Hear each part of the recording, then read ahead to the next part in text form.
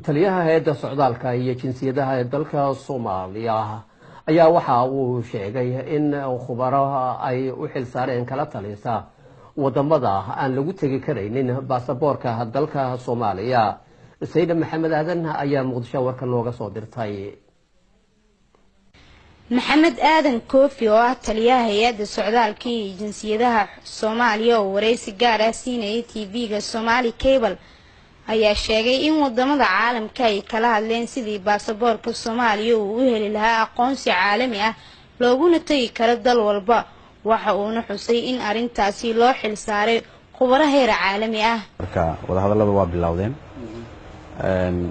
discussions iyo waxaan furnay wadahadallo ku saabsan baasaboorka Soomaaliga ah. dawlado badan oo su'aalo qabay waxaan u diyaarinay waxaan la yeelanay kulamo aan kala doodayno arrintaani.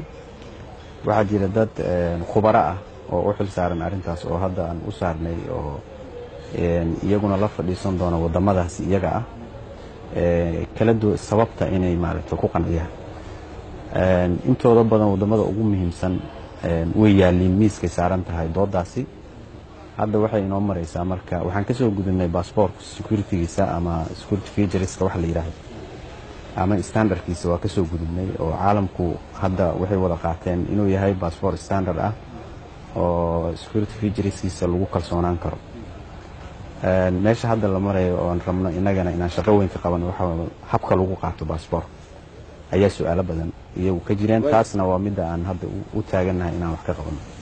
dhinaca kale taliye koofi ayaa shacabka Soomaaliyeed ugu baaqay in ay u hoggaansamaan shuruucda u taala dalka iyo habka loo bixiyo adeegyada socdaalka ayna u dulqaataan qaabka iyo shuruucda adeegyada ee lagu bixiyo baasaboorka Soomaaliya.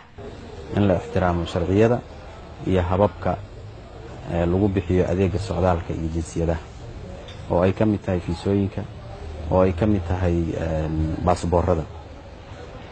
arrintaas marka waxay noo fududeyn doontaa inaan ka shaqeyno inaguna inaan adeega aan bixino baasaboorada aan bixino ee adduunka aqoonsi caalami ay ka helaan oo qofka Soomaaliga kalsooni uu ku qabo baasaboorkiisa. waxaan hadda ka shaqeynaynaa oo bixinay qaybinay procedureski iyadoo sharciga loo fiirin habkii baasaboorka lagu bixinayo. meel kasta oo maanta baasaboorka lagu bixiyo waxaa yaala habka bixinta baasaboorka yaala oo sharciga ku salaysan.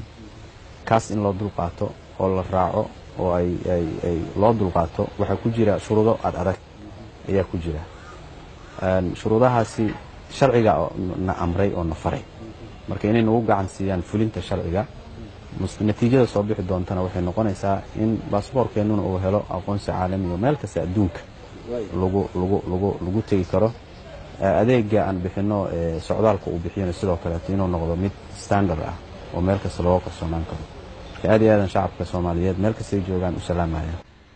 Zeynab Maxamed Aadan, Somali Cable, magaalada Muqdisho.